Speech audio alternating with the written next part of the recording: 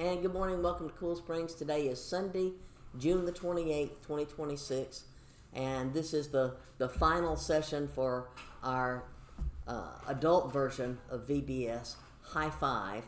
Today we're talking about the meaning of communion, and I'm going to have the camera operator turn the camera to the board for a minute, where we have our logo theme, High Five.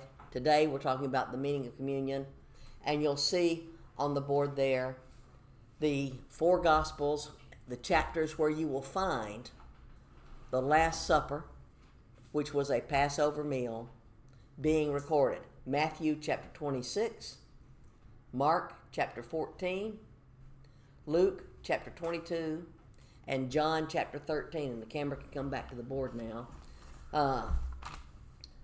Matthew and John are physically present with Jesus at that Last Supper because they are two of his 12 chosen disciples.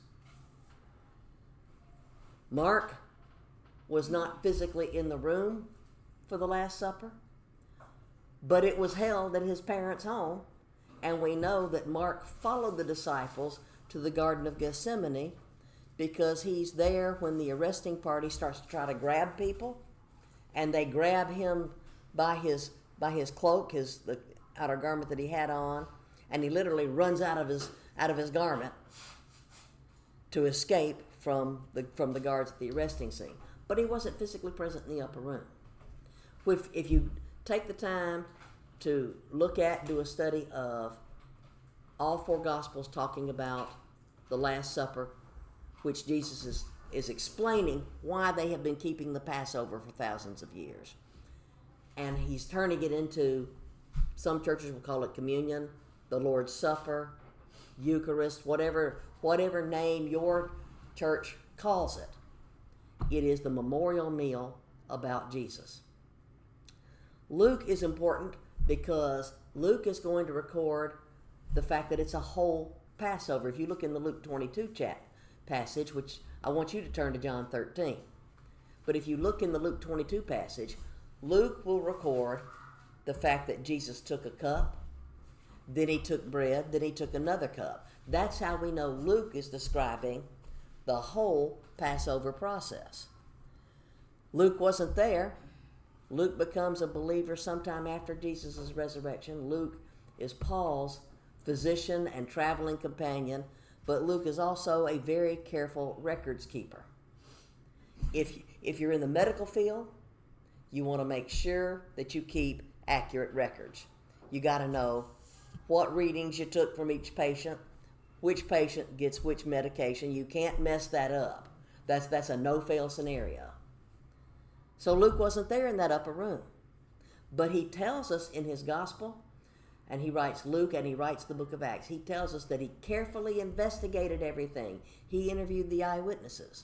And so Luke is going to give us the full account of what would be involved in a Passover meal, where they would take the first cup to open up the Passover, then the second cup, which would be the cup of plagues, then they would have the bread, then they would take the third cup, and that's the cup that the other Gospels record, the cup of redemption, where Jesus holds up the cup and he says, "This cup is the new covenant in my blood. As often as you drink of this meal, you do it in remembrance of me." That was cup number 3. And then the fourth cup, the cup of praise for what God has done.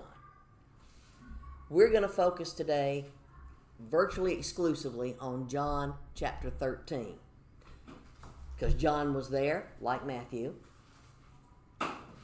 John gives details that none of the other three mention. Matthew and Mark will feature the fact that there was a Passover meal, that Jesus sent 2 disciples ahead to prepare for it, and that once Jesus said, "One of you is going to betray me," that the disciples were looking at themselves and looking at each other and wondering who it could be.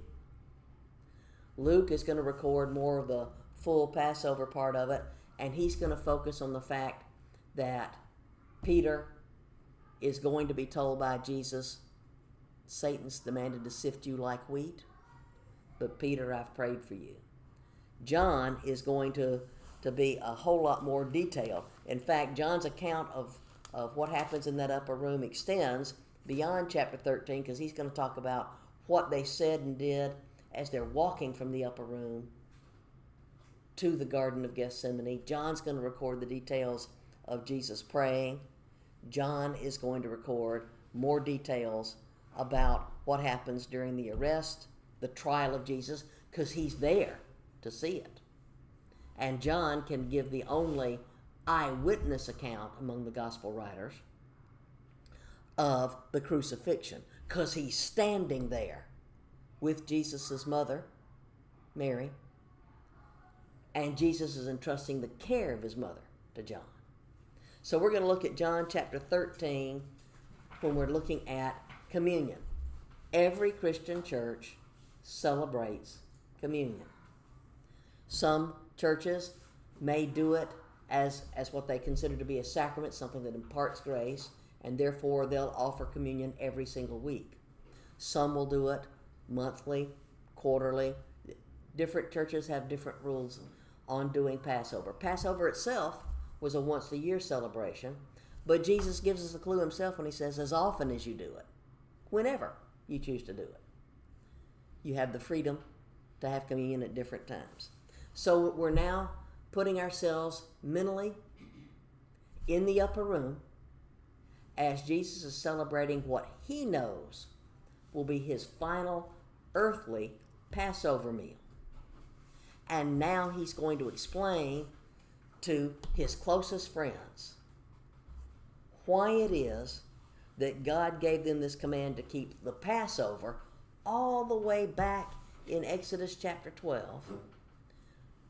They've now been doing it for over 2,000 years, and it's been 2,000 years since Jesus' time. So this meal has been being celebrated in one form or another for 4,000 years of human history. And Jesus wants them to know why. John chapter 13. It was just before the Passover feast, because it's that afternoon. Some of the people who are sitting in the room here with me right now have had the experiences of preparing major holiday meals for your family.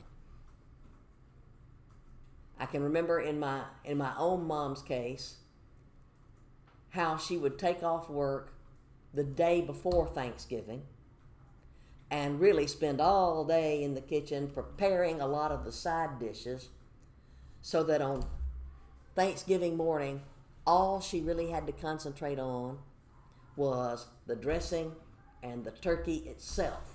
That everything else could just be warmed up, or if it was like a potato salad, left in the refrigerator to just sit and chill out until it was time for the big family meal. And she'd be so tired by the end of it that she almost couldn't enjoy the meal. Yeah, some of the ladies in the room are nodding their heads right now. They don't like to speak on camera, but they are relating to this moment. John and Peter are going to be the two disciples that Jesus sends to prepare the Passover meal.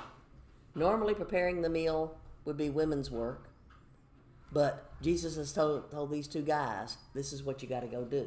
And they know what to do, so they go and they do it. So John records the fact that it was just before the Passover feast.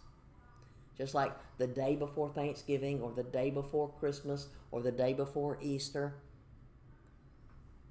You can relate if you're the one that prepares the meals for your family. Jesus knew that the time had come for him to leave the world, and go to the Father.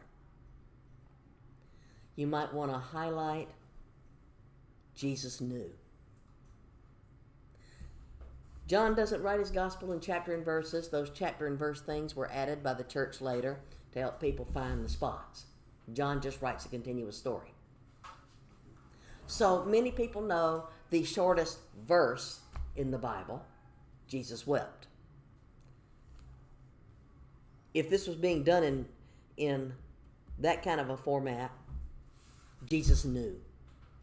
What did he know? He knew why he came. Because God had laid out the plan of the salvation of the world from before the foundation of the world. God knew before he ever formed Adam and then took Eve from Adam's side what they were going to do in the garden. God had the rescue plan already ready so that when they sinned, God had the path for them to be able to be reunited with God, reconciled with God.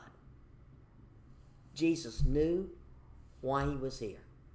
That's been the whole point of this particular VBS program that we did for all ages here at our church. We didn't just do the children. We had a lot more activities for the children, but we want the adults and the teenagers to know too that there are 5 things that you really need to know in order to practice your Christian faith and share it with other people. You need to know what the plan of salvation is. One of the activities that the kids did yesterday, and the adults too, because we made it open for everybody, we had tote bags and backpacks and washable paint where people could take a handprint and put it on their backpack, and then after they press down hard, remove it, and of course it leaves the print of your hand. Then those markers that are fabric markers where they could write the Roman Road plan of salvation, because we've given out the Roman Road bookmarks.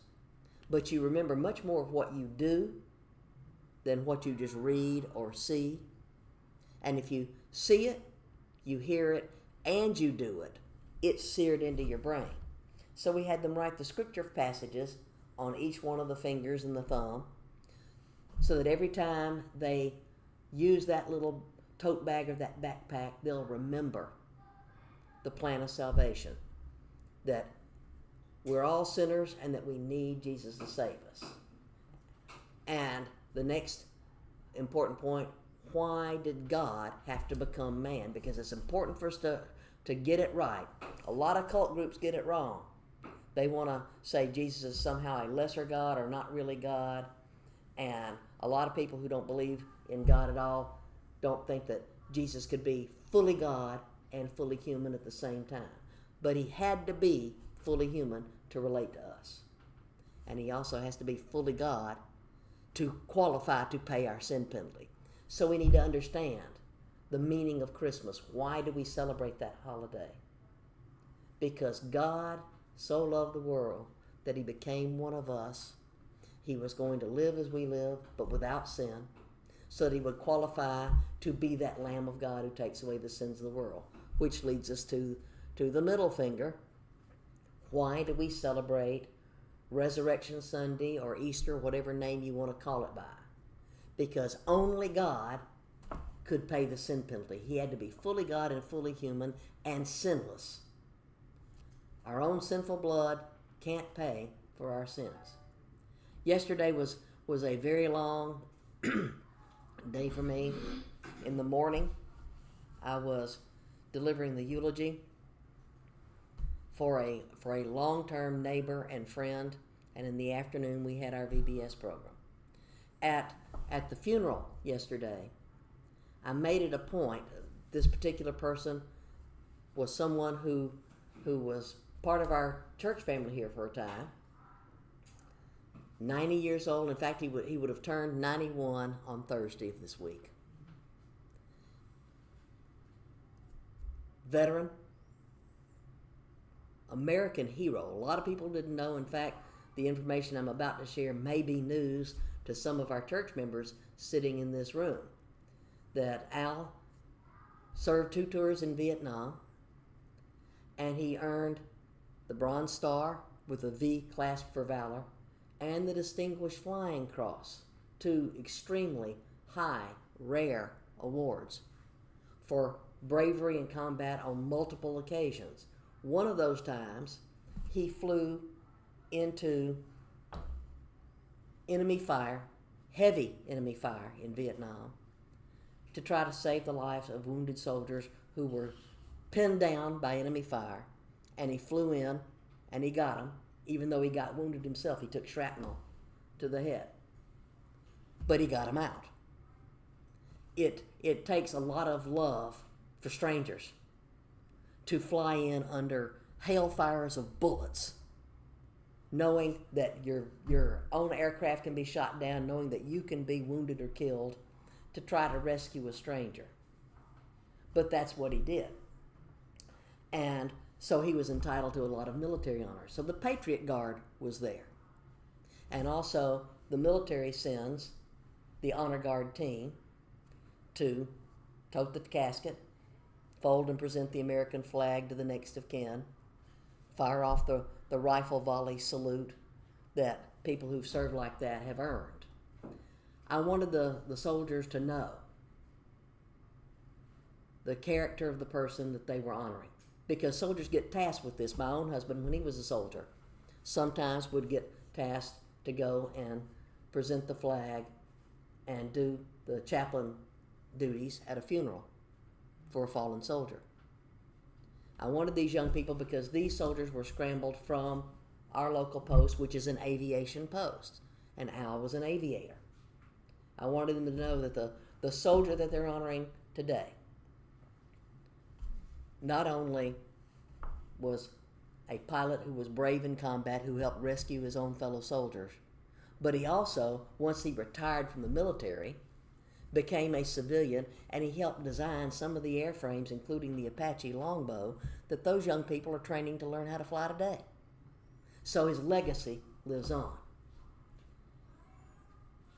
Jesus, when he's in this upper room, he knows why he came. He knows what he's about to do. He knows how he's going to suffer. He knew. And he knew something else. He doesn't have to do it.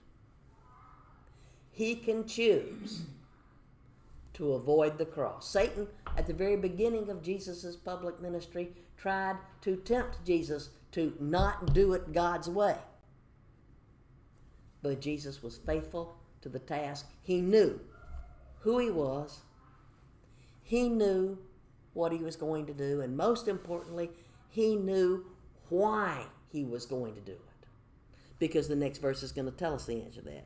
Jesus knew that the time had come for him to leave this world and go to the Father. Having loved his own who were in the world, he now showed them the full extent of his love. You want to zero in on that. He knew that it was his mission on earth was done. He knew it was time to return to his throne in heaven, because he had willingly stepped out of heaven and into time and space when he came to earth as the baby in the manger at Christmas time. He knew he was on a mission to rescue lost and dying humanity. And because God so loved the world, he's now going to show them the full extent of his love. I mentioned Al specifically in the context of this Sunday school class because he's just one of many heroes that we've had in our nation. Not just in the military, you have firemen and first responders of all kinds who will put themselves at risk to try to save someone else from harm. But any time those rescues are done, they're only temporary. The person is ultimately going to die anyway. And so, as heroic as the sacrifice may be, it's only a temporary solution. Just like those lambs that they've been sacrificing every year at the temple were only a temporary solution, a temporary covering. God knew that mankind needed a once and for all pathway back to him. So Jesus knew what was ahead. He knew about the scourging.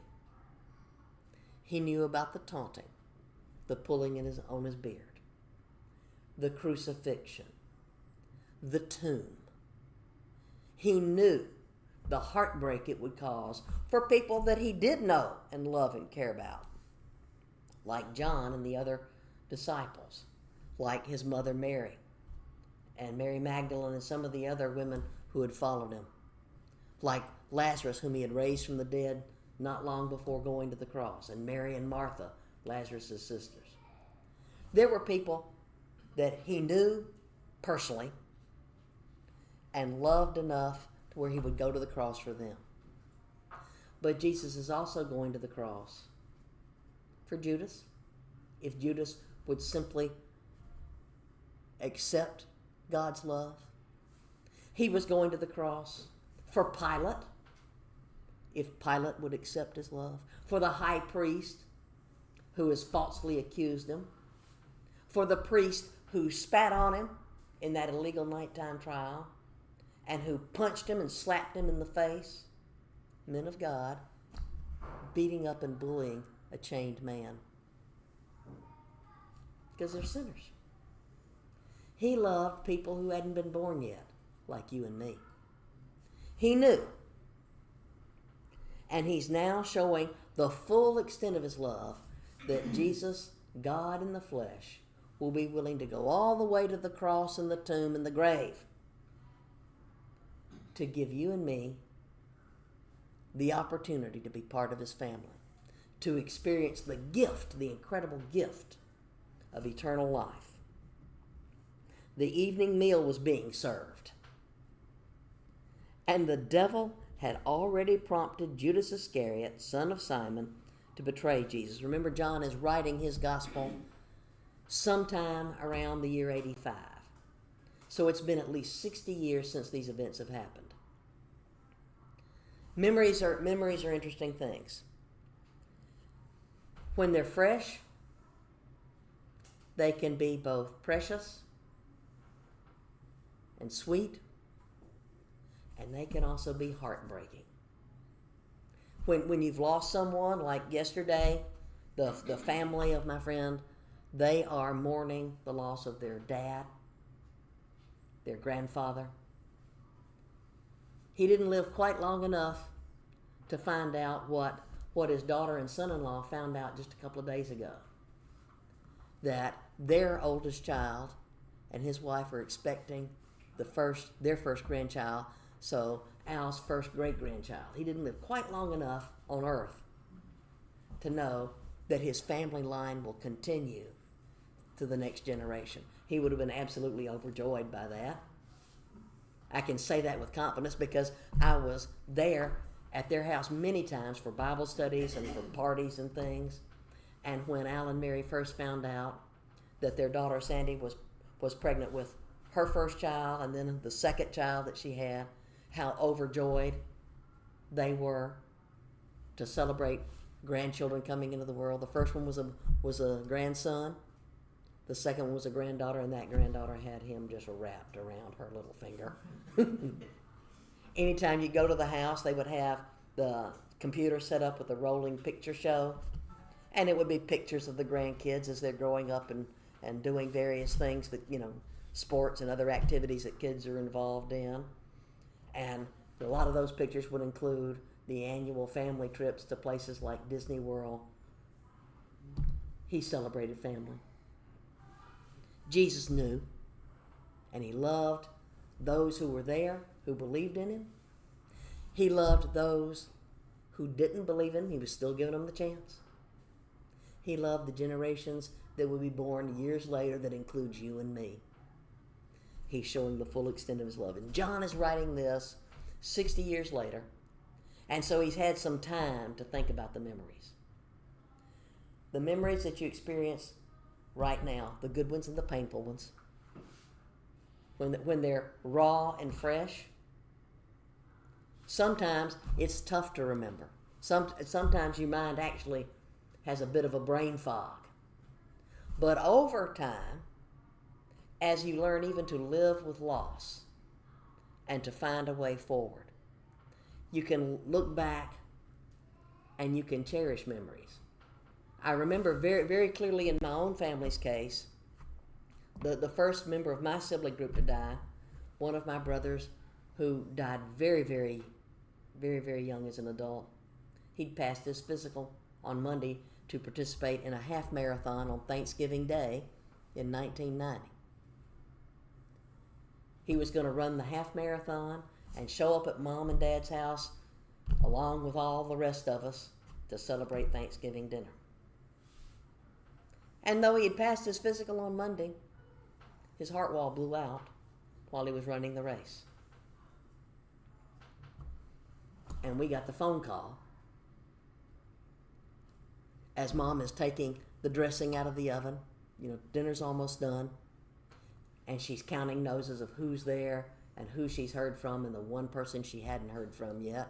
But she wasn't worried about it because she knew he'd been running in the race that morning until the phone rang.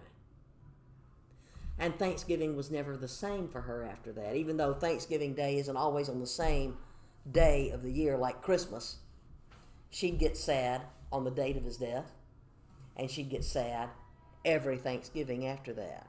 But I knew several months later, I happened to be visiting Mom in Atlanta, when several of us were sitting around the dinner table, and my sister said something that triggered for me a memory of my brother Charles.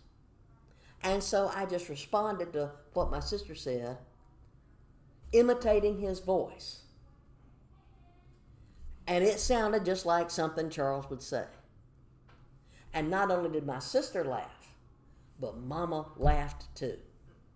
You see, memories like that, even when you have memories that cause you to remember lost loved ones, when you get to where you can smile and cry at the same time, or you can laugh again at a sweet memory and it doesn't just stab you in the heart to even think of them.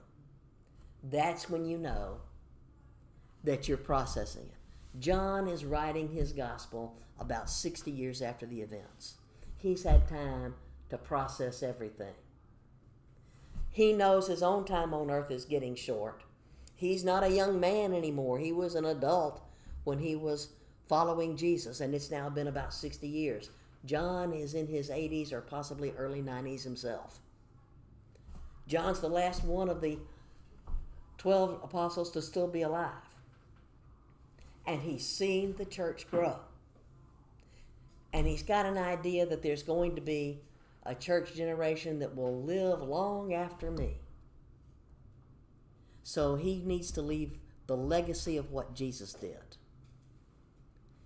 I went to go talk to those soldiers to tell them about a man they've never met, but whose body they respected and honored during the funeral ceremony, because they need to carry on that legacy. That one day somebody will be honoring them.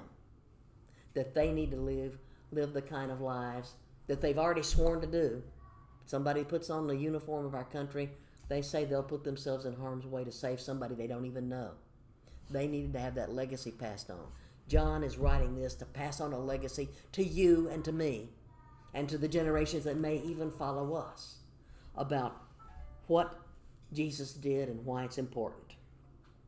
So John records that the devil had already prompted Judas Iscariot, son of Simon, to betray Jesus. Jesus knew, there's that phrase again, that the Father had put all things under his power, and that he had come from God and was returning to God. So he got up from the meal, took off his outer clothing, wrapped a towel around his waist. After that, he poured water into a basin and began to wash his disciples' feet. 4 Gospels, all recording various parts of the Last Supper. 2 of them, Matthew and John, physically present in the room. The other 2, Mark and Luke, not physically there, but recording the memories of those who were. And John is the only one who records the washing of the feet. And because of the sequence here that John presents the Passover meal that Jesus was sharing, that he's turning into communion, John gives us a detail that we need to make sure we get a hold of. Judas is still in the room when Jesus is going around washing the feet. The betrayer is going to receive that loving act of having his feet washed. Ordinarily, washing feet would be the task of a servant, if there's a servant available. If there's not a servant available, then the lowest ranking guest at the party is the one who has to take the basin and the pitcher and wash people's feet. They sat at a U-shaped, horseshoe-shaped, whatever you want to call it, table.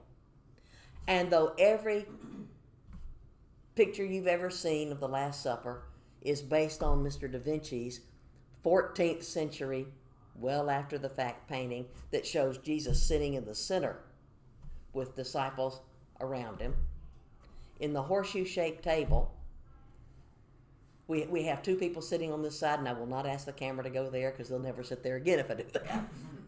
But we've got Jane is sitting where John the Beloved would be. At this side. This is the high honor spot. Then you go down in rank until you get all the way over to where Stacy happens to be sitting, where it's the last person in rank to be there.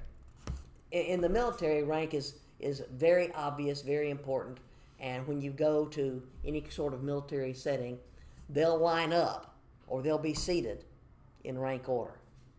Well, they've got uniforms that tell them who's who by rank. They're not wearing uniforms. They're wearing the few clothes that they have. But Jesus himself is telling people where to sit because he's the host of the party. Elaine, you happen to be sitting in Jesus' spot. John, the beloved disciple, is sitting on Jesus' right-hand side. You know, there's a reason why we say somebody is a right-hand man or right-hand woman. That person usually is called that because whoever the host is, whoever the boss is, relies so heavily on that person that they're known as the right-hand man or the right-hand woman. John is one of the two that helped fix the preparations for this meal. Jesus has given him a seat of high honor. He also has the responsibility of if somebody comes into the room, and that's the reason it was a horseshoe-shaped table so that everybody could face the door. If somebody comes in with the intent to do harm, it's your job, John, to throw yourself on top of Jesus, to sacrifice your life to save him. So John's there, Jesus is there, and who's on Jesus' left? That's the guest of honor. Who did Jesus put on his left-hand side that night? Judas. What's he doing? He's giving Judas opportunity after opportunity after opportunity to change his mind. Judas still has life and breath. He can change his mind. He has a free will. Jesus is going to love them all so much he's going to wash their feet, and he's going to serve the man who will betray him. Then the other disciples go around the table, and we're not told where everybody sits, but we're really sure where Peter sits. Over there in Stacy's slot. Peter's not a happy camper. Peter has his proverbial nose out of joint. Peter's been one of the big three throughout Jesus' public ministry. When Jesus wanted to give certain people more in-depth information, who'd he take aside? Peter, James, and John. We don't hear of Philip or Thomas or Simon the Zealot complaining to Jesus, you always pick Peter, James, and John. Why don't you ever pick me and Nathaniel for a change? We don't hear that kind of jealousy. We have hints of the fact that the disciples got their noses out of joint on the way to Jerusalem. James and John, they're Jesus' cousins. Their mama Salome is Mary's sister. She's one of Jesus' followers too, and she's prompting her sons because she's looking at the kingdom. She's not looking at the cross. Go ask Jesus to let one sit at the right and one at the left when the kingdom comes. And the other disciples hear about it, and they're mad. They're not mad at Jesus. They're upset with James and John, you teachers' pets, to use a phrase that a lot of us would be familiar with. So John's sitting right where nobody's surprised that John has been picked to sit at Jesus' right-hand side. Peter And James might be a little bit wondering, well, how come I didn't get the seat on Jesus' left? But Peter's really annoyed that he's down there in servant world. Their feet aren't washed. Peter is unhappy. You're not washing my feet. And when John goes on to record here that he came to Simon Peter. He came to Simon Peter last because he's on the far end of the table. He had to walk over there first because that's where the pitcher and the bowl is. And for those who are in the live audience, you will not see it on camera because she can't turn the camera that way. If she does, people will be shown. But it just so happens, it is an accident, but it's one of those divine things. Yesterday after VBS, we had to clean up the fellowship hall to make it look like VBS never happened. And one of the items is a pitcher and a basin. And it happens to be sitting over there at that spot just because I was too tired to move it any further. But it works out for today's Sunday school lesson. Jesus had to go pick up that pitcher and basin. And not only does Peter not go, oh, no, wait a minute, Lord. You shouldn't be doing that. But neither do Simon the Zealot or Nathaniel or Matthew or James or John or any of the others. They all just sit there. Oh, there's a spiritual lesson for us, church. Sometimes we see something that needs to be done, but for whatever reason, we just don't want to be the one that God's called to do that. Especially if it's grunt work, if it's servant work, if it's the stay behind and clean up the mess after the party type work. Some people just don't want to be served. They want to be in positions of power and leadership and authority and be the ones to tell other people what to do. But when it comes to serving or going and talking and living among people who are different than you, they're just a little too good to get their fingernails dirty. Nobody moved. Jesus goes and picks up that basin, and at first they're probably wondering, what's he doing with it? Because they're all sitting there with dirty feet. We've all got dirty feet to go along with dirty hands, dirty minds, dirty hearts. That's why he had to come to rescue us from ourselves. And they watch Jesus take that pitcher and walk over there to where John's at. And when he starts to take off that outer coat, they're starting to figure it out. But they all just lay there. They're not sitting. They're reclining at the table. They all just lay there, resting on their elbows, ready to partake of the food. And they watch Jesus tie that outer cloak around like it's an apron, and then kneel down and clean the dirty feet of everybody around the table. So by the time that water gets to Peter, it's not exactly fresh bath water. Back in the days before they had running plumbing, when people would have to go out to a well and come in and put water in the tin tub, whoever got the first bath was the lucky one. Because the same water was going to be used for however many people are in the family that need to take a bath that night. Jesus is down to Peter now, and John is recording this 60 years after the fact, and it's a strong memory for him. And it's a good memory for him to pass on to the next generation because he's writing this gospel so that the people of his day and time, 60 years after Jesus walked on the earth, and the people in the generations to come like you and me would know what happened. He came to Simon Peter, who said to him, Lord, are you going to wash my feet? Peter's looking at that dirty water. And he's got a couple of reasons for saying, Oh no, not me. Number one, the water's not so clean anymore. There's already 11 sets of dirty feet that have been cleaned.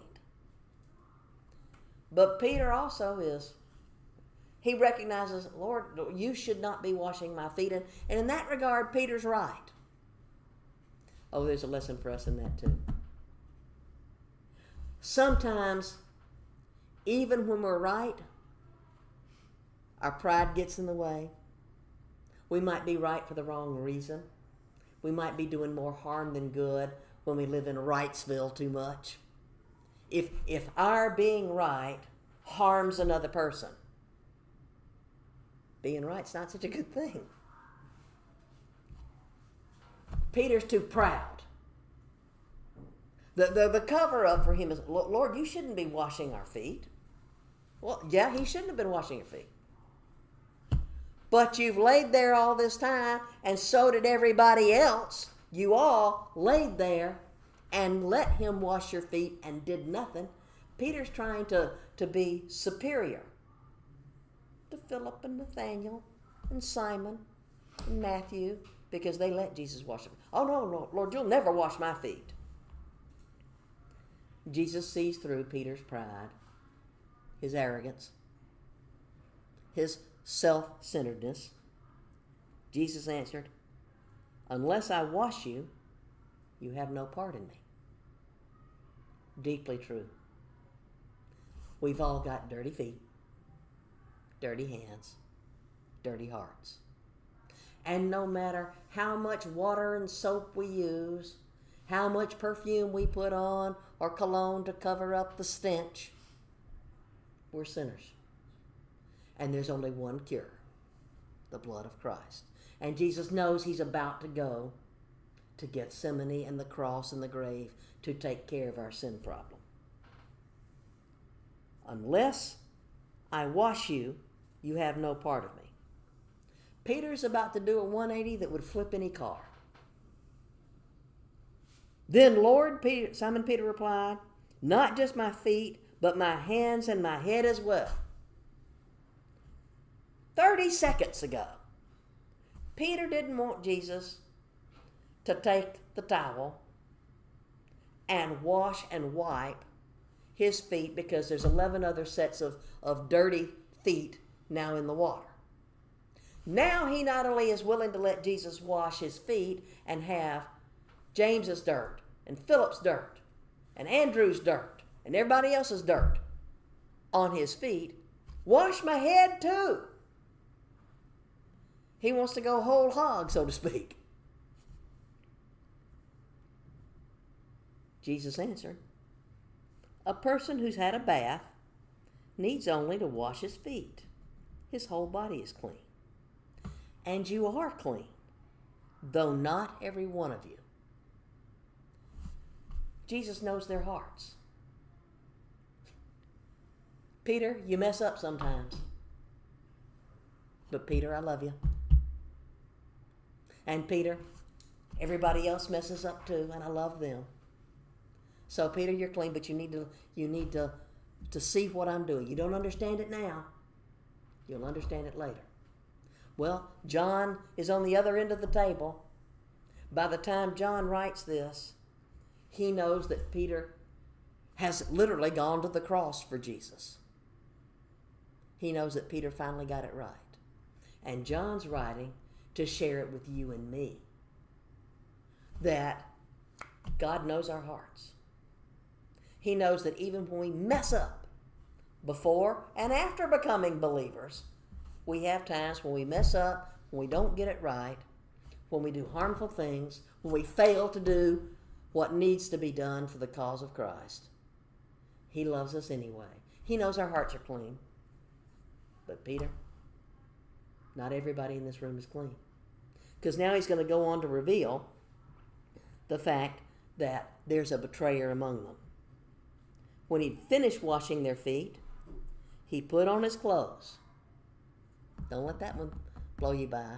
Jesus had his outer garment, his jacket, and he's just used it to wipe the feet of 12 men who've been traveling dusty desert roads. It's not that women's feet don't smell. We do. But some of those men's feet,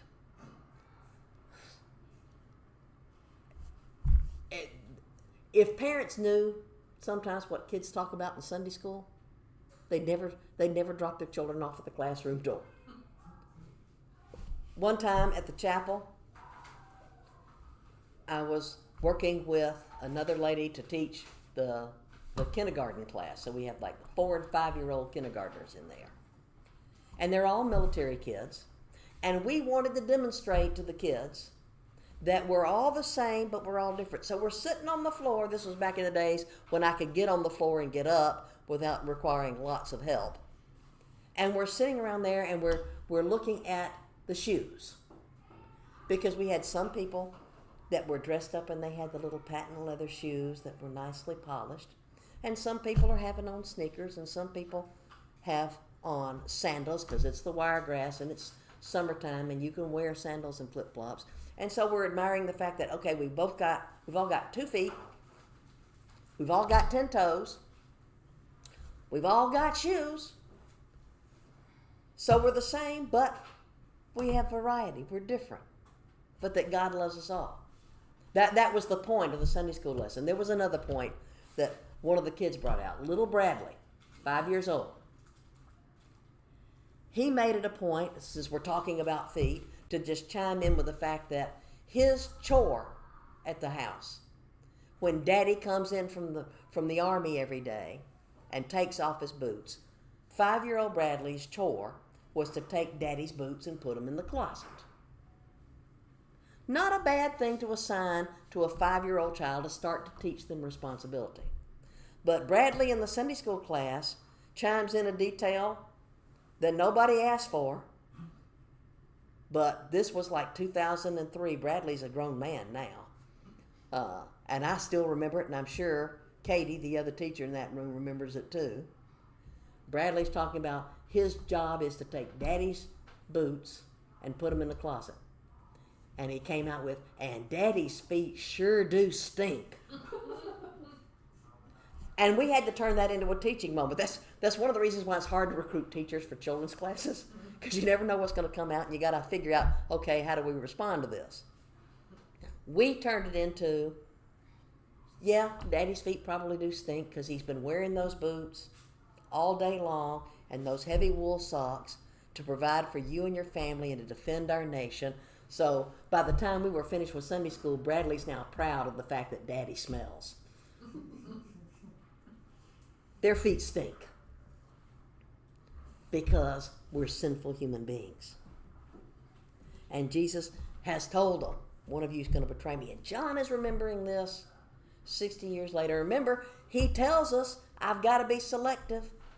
When we get to John chapter 20, he says, if I tried to write down all the things that Jesus did and taught, the world could not hold the books. But these things are written so that you will know that Jesus is God in the flesh, and that by believing in him, you can have life in his name. That was John's purpose in writing the book. And so here in chapter 13, John decided that recording the fact that Jesus was willing to get down and wash men's dirty feet when men weren't willing to take care of themselves or to show love to Jesus by washing his feet, that Jesus was willing to go as far as it took to redeem mankind. So when you're having communion at your church, whenever it is, and you're sitting there holding the bread if they pass it around in the pews, or if you've gone forward to the altar like some churches do and either stand or kneel to receive the bread and to receive the cup, think about the fact that what Jesus did for you was to take care of your sin problem. He went to the cross for you. He went to the tomb for you. He went back to heaven to prepare a place for you. And he guarantees that he's coming to receive you back to himself because he loves you and he wants to be in fellowship with you for eternity. The funeral yesterday, funerals are always sad because for those who are down here left behind for now, you miss the person whom you're there to honor and celebrate. You mourn their passing. But when they're believers, when you know that they put their faith and trust in Jesus, you know that the separation that death brings is only temporary. I made mention yesterday at the eulogy that Al's wife died 7 years ago. But since there's no night in heaven, we all arrive on the same day. She went 7 years ago. He went just a few days ago. But they both arrived on the same day. And he knew when he buried her that the day would come when he would see her again, because he's seeing his Lord again and because God has promised us that we will be with him forever.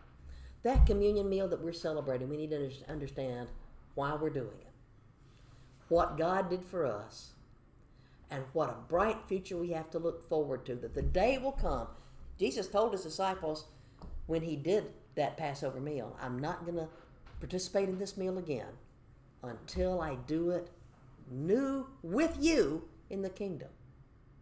So far, we haven't had the experience of having communion and having Jesus physically present.